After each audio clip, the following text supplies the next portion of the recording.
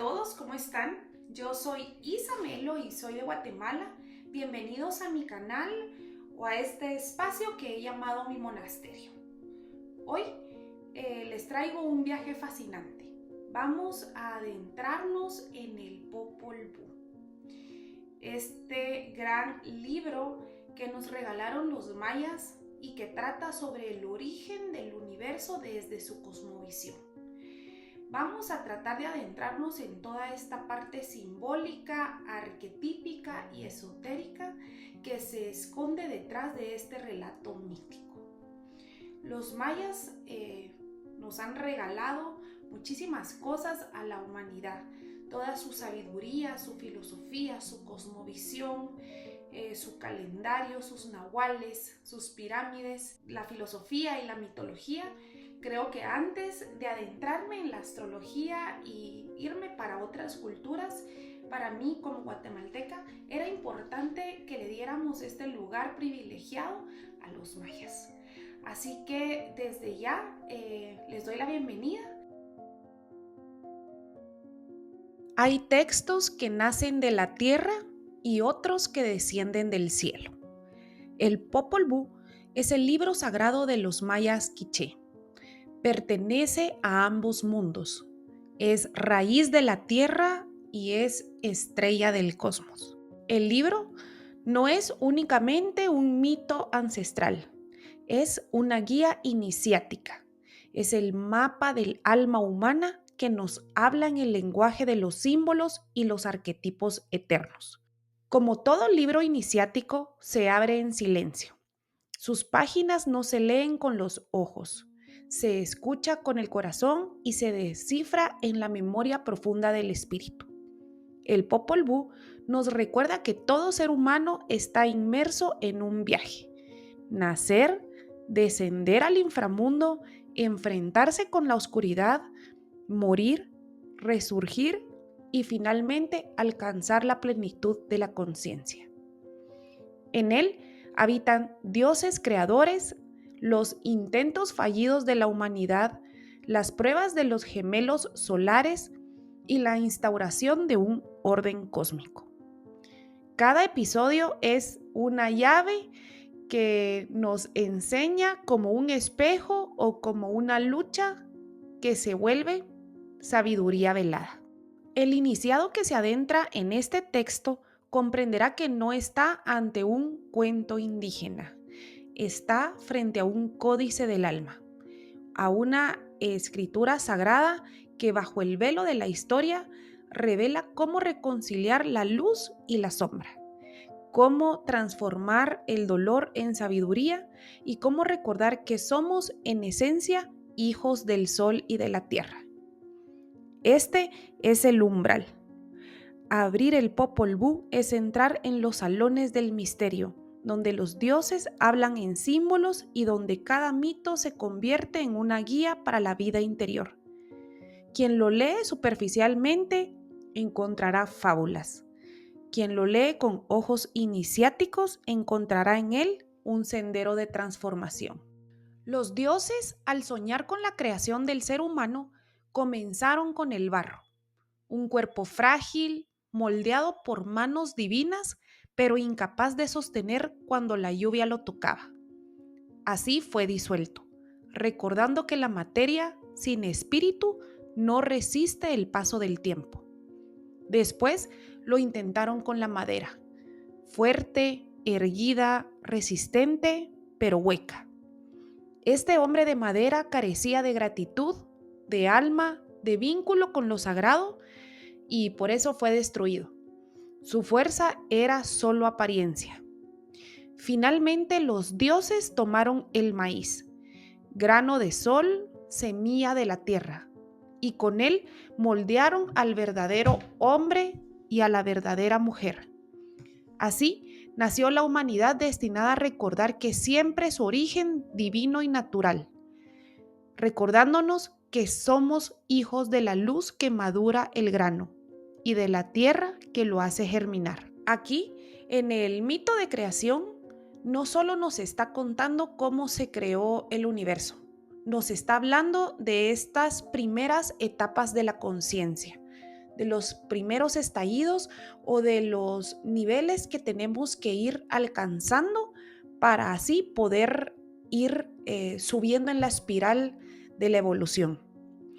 El barro sería la primera etapa, la materia sin espíritu, la vida que se deshace porque no tiene centro. Representa toda nuestra existencia cuando aún estamos dominados por lo efímero, por lo pasajero. La madera es el segundo estado, sólido pero vacío. Este es el ser humano que vive sin conciencia, que actúa mecánicamente, desconectado del alma. Es fuerte en apariencia, pero sin interioridad se derrumba. Y entonces viene la tercera etapa o el tercer nivel de conciencia, que sería el maíz asociándolo a la revelación. El maíz es el alimento solar que une el cielo y la tierra. En él está la clave de la transmutación. La vida humana verdadera no surge solo de la materia, ni solo de la forma, sino de la integración del espíritu en la naturaleza.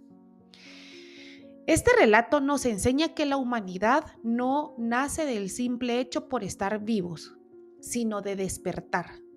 Somos barro mientras vivimos solo desde lo material. Somos madera mientras caminamos sin gratitud ni conciencia. Pero nos convertimos en maíz sagrado cuando reconocemos nuestra afiliación con la luz, cuando integramos alma y conciencia y nos reconocemos como parte viva del misterio cósmico. Ahora vamos a entrar en el mito de los héroes gemelos, Hunahpu e Xbalanque. Hunahpu e Xbalanque fueron engendrados de manera milagrosa por Ixquic, hija de los señores del inframundo, y un Hunahpu, el héroe decapitado. Son llamados a descender a Xibalbá, el inframundo maya. Ahí enfrentan pruebas de ingenio, dolor y engaño impuestas por los señores de la muerte, la casa de las tinieblas, cuchillos, frío, fuego y jaguares. Los gemelos son derrotados, sacrificados y convertidos en ceniza. Sin embargo, resurgen bajo formas nuevas, transformándose en seres luminosos que engañan a los mismos dioses de la muerte hasta vencerlos definitivamente. Tras su victoria, ascienden a los cielos como el sol y la luna, marcando la victoria de la vida sobre la muerte, del renacer eterno sobre la oscuridad. Si nos vamos a su simbolismo o el significado esotérico, podemos ver que Hunahpu e Xbalanque representan la escisión primordial del alma, el principio dual, masculino y femenino, consciente e inconsciente, solar y lunar. El mito nos enseña que el alma humana solo puede evolucionar cuando se atreve a reconciliar sus contrarios internos. Los gemelos no son dos seres separados, sino dos reflejos de una misma conciencia que debe unirse en una totalidad. El descenso a Xibalbá es la iniciación oscura. Su viaje al inframundo simboliza el descenso del iniciado, al mundo de las sombras interiores, a todos los miedos ancestrales, las heridas no resueltas, la confrontación con el yo que se rehúye a mirar, y que esto lo podríamos asociar psicológicamente como la sombra de Jung, o bien podríamos ver en el viaje mítico del héroe cuando tenemos que descender al mundo no ordinario. Es como todo este conjunto de metáforas. Xibalbá no es solo este lugar de oscuridad o el infierno o la sombra, sino es todo el inconsciente profundo. Y entonces cada prueba es un arquetipo del camino espiritual. Por ejemplo, la casa de la oscuridad podríamos asociarlo con el contacto con la ceguera interior, la ignorancia y la confusión, o toda la distorsión con la que vamos caminando por la vida. En una parte, esto es súper importante porque muchas veces estamos tan ensimismados como en nuestro mundo, en nuestro universo, que no nos damos cuenta que nosotros mismos cargamos como estos velos que no nos dejan ver claro. Luego podemos ver que la caza de los jaguares, que es otro de los enfrentamientos que tienen que tener, son todos los instintos devoradores. Es todo lo que sería contrario a la virtud, sería todos nuestros vicios como la pereza, la lujuria, el egoísmo, sería como todos estos instintos devoradores que carga todo ser humano y que tenemos que ir purificando poco a poco. También tenemos la casa de los cuchillos. Aquí podríamos verlo como la prueba de atravesar la agresión y todo el dolor que llevamos dentro. La casa del frío y del fuego serían completamente polaridades extremas. Sería la capacidad de encontrar el equilibrio en medio del exceso, o bien unir las polaridades y encontrar el balance en nuestras vidas. La muerte iniciática y el renacimiento es el sacrificio y posterior resurrección de los gemelos, es toda la muerte simbólica del ego. Ser desmembrado, triturado o quemado es el símbolo de la disolución del yo inferior, para que desde sus cenizas emerja un ser renovado, más luminoso y consciente. Esta es la esencia de todo camino iniciático: morir antes de morir para renacer a la verdadera vida. En la astrofísica o la astrología, el mito del sol y la luna nos refleja un conocimiento cósmico. La vida humana es un reflejo del ciclo celeste. El sol representa la conciencia activa, la claridad, el día, y la luna es la conciencia pasiva o receptiva. Es el espejo del inconsciente. Y juntos marcan el ritmo de la existencia, enseñando que el alma solo encuentra plenitud cuando integra ambas luminarias dentro de sí mismas. En el arquetipo universal del héroe gemelo es la clave comparativa que podríamos utilizar en otros arquetipos universales, como por ejemplo Castor y Pólux en la mitología griega, que son los gemelos inmortales que representan la fraternidad y la inmortalidad a través del sacrificio mutuo. También podemos verlo como Osiris y Horus en la mitología egipcia, como la muerte del padre y la victoria del hijo sobre las fuerzas del caos. Otro ejemplo, si podríamos asociarlo con la tradición cristiana, sería Jesús y Lázaro. La muerte y la resurrección como vía hacia una vida eterna.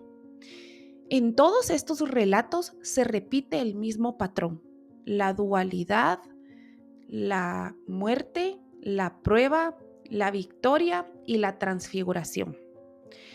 El mensaje iniciático de los gemelos solares no es solo esta como narración ancestral o un cuento que nos dejaron, es toda esta guía de autoconocimiento para recordarnos que la oscuridad es una etapa necesaria y que no podemos subir a un grado del escalón si no hemos atravesado esta muerte que tenemos que vivir, o la muerte del ego, o la noche oscura del alma, o bajar al infierno y besar al dragón.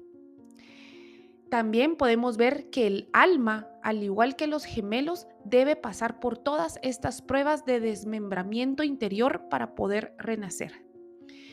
Y aquí estamos hablando de todos los sucesos que caminamos o transitamos en la vida, como las situaciones con nuestros padres, después en nuestra infancia, en nuestra adolescencia, en la vida adulta, ya cuando nos volvemos padres. O sea, son todas estas pequeñas muertes del ego o todos estos dolores que vamos transmutando o vamos alquimizando a lo largo de toda nuestra vida.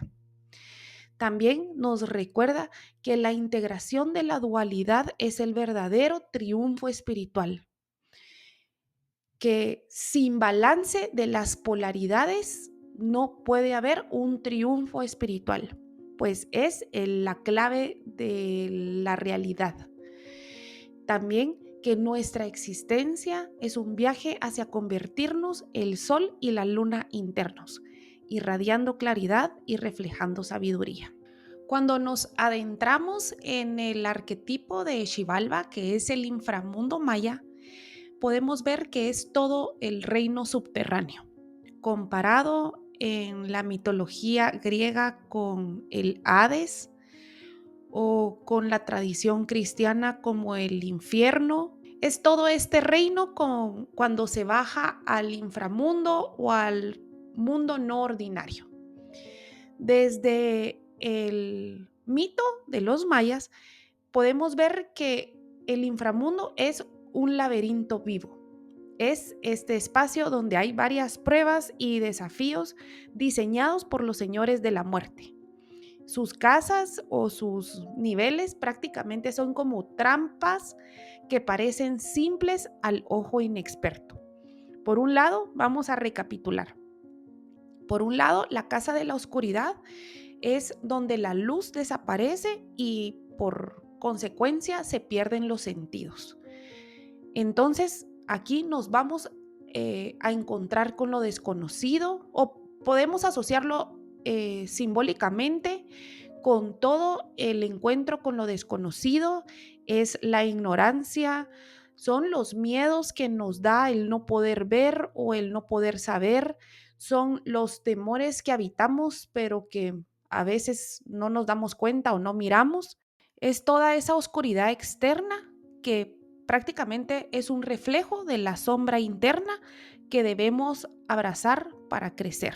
En la casa o el estadio de la casa del frío es donde cada aliento podríamos decir que se congela y entonces el corazón se enfrenta a la soledad.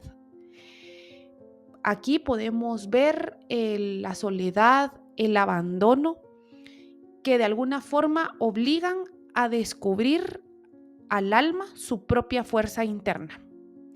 Es también el frío del desapego y de la independencia espiritual. Este estadio podríamos asociarlo con ese corte de cordón umbilical que en astrología lo podemos ver en la casa 4, el rito de paso de Cáncer a Leo, para el corte del cordón, para así poder hacer un proceso de individualización. La casa de los cuchillos es donde se corta la carne o la esperanza. Aquí estamos hablando del filo del sufrimiento, la posibilidad del dolor, de la traición y la necesidad de superar las dificultades sin perder nuestra propia integridad, nuestros valores, nuestros principios, nuestras virtudes, sino buscar trascenderlos para crecer en conciencia. Tenemos la casa del jaguar. Aquí es donde los instintos y los depredadores acechan, recordando la fuerza salvaje que habita dentro de cada uno de nosotros. Aquí podríamos estar hablando de los instintos primordiales, la fuerza vital salvaje que puede devorar o proteger. Es el jaguar que recuerda que la verdadera valentía surge de toda la integración del instinto animalístico que tenemos con la conciencia. Podríamos estar hablando que todos estos niveles que están dentro del inframundo es todo el inconsciente humano, es todo el territorio donde habitan todas las sombras, los recuerdos no elaborados, la memoria traumatizada, los traumas, los impulsos instintivos y animalísticos, las reacciones, los dolores, los miedos y cada una de las situaciones que vivimos como humanos. Y lo que nos cuenta el Popol Vuh es que solo atravesando Xibalbá, enfrentando cada una de las pruebas, es como el alma se fortalece. También la travesía nos recuerda que toda verdadera fortaleza viene de la confrontación con la oscuridad interna. Atravesar el inframundo o el inconsciente es como caminar en la noche sin linternas, pero cada uno es como un rito de paso que el iniciado debe atravesar para así poder llegar a la plenitud de la sabiduría y de la conciencia. El símbolo del maíz. El maíz es la materia primordial de la humanidad según el Popol Vuh. Los dioses, tras varios intentos fallidos con barro y madera, moldearon al verdadero hombre y a la verdadera mujer a partir del maíz. Es el grano sagrado, dorado como el sol y fértil como la tierra. El Popol Vuh nos transmite la enseñanza que cada persona lleva en su sangre la memoria de esta semilla, que es el pulso de la vida que brota del suelo y se eleva hacia la luz. En la cultura maya, el maíz es el centro de la existencia, pues este alimenta los cuerpos, inspira los ritos y las ceremonias y es símbolo de la conexión entre los humanos, los dioses y la naturaleza. También que sus colores, formas y ciclos representan la totalidad de la vida. El verde del crecimiento, el dorado de la madurez, el blanco de la pureza y el rojo de la energía vital. En su significado más espiritual, podemos ver que la semilla bajo la tierra representa nuestra naturaleza material. Es la raíz que nos sostiene. El brote que se eleva hacia el sol simboliza nuestra alma buscando la luz y toda nuestra aspiración espiritual. Cada humano es, por tanto, como un maíz viviente o una mazorca viviente. Es una combinación de todas estas raíces profundas y de toda esa luz que asciende para buscar y encontrarse con lo divino.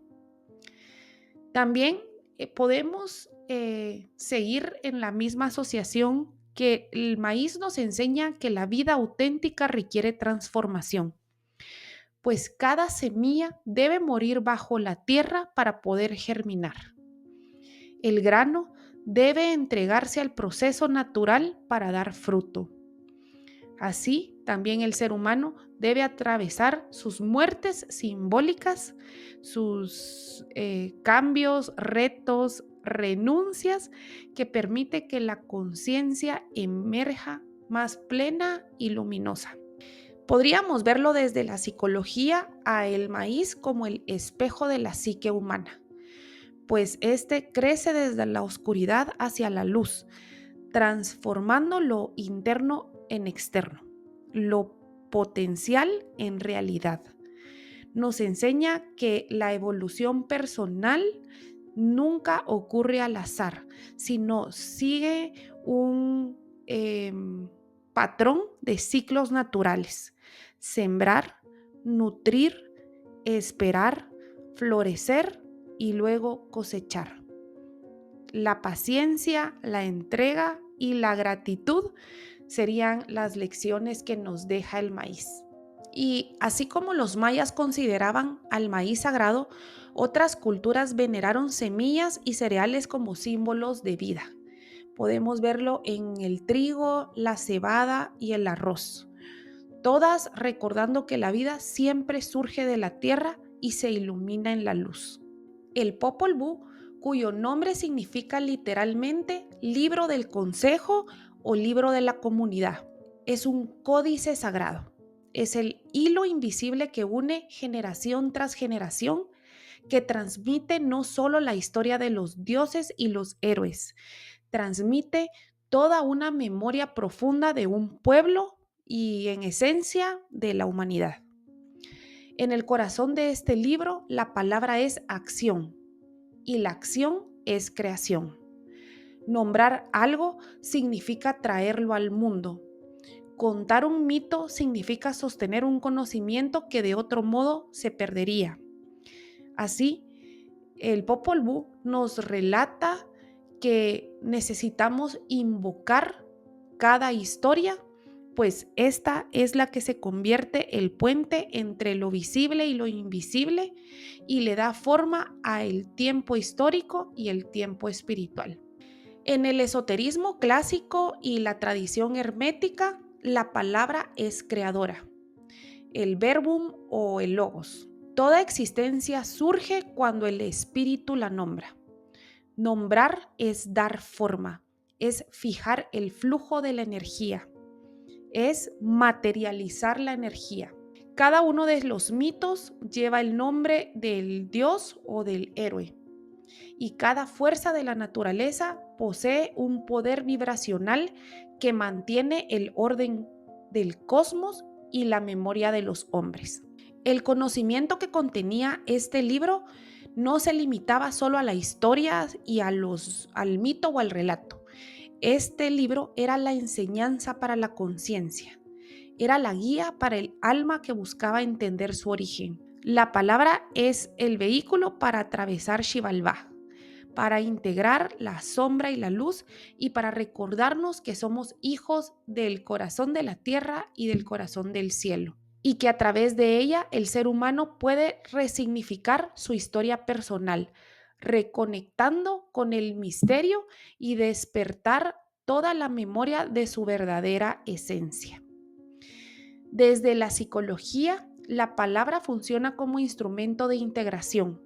Al poner todo el nombre a nuestros miedos, a nuestro deseo y a la sombra, es como si le diéramos forma y así lo podemos incorporar a nuestra conciencia.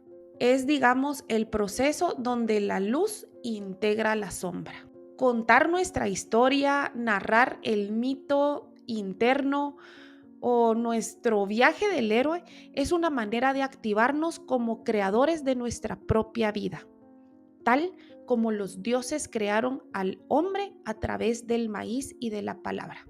El libro del consejo o el Popol Vuh nos recuerda que la palabra también teje una comunidad.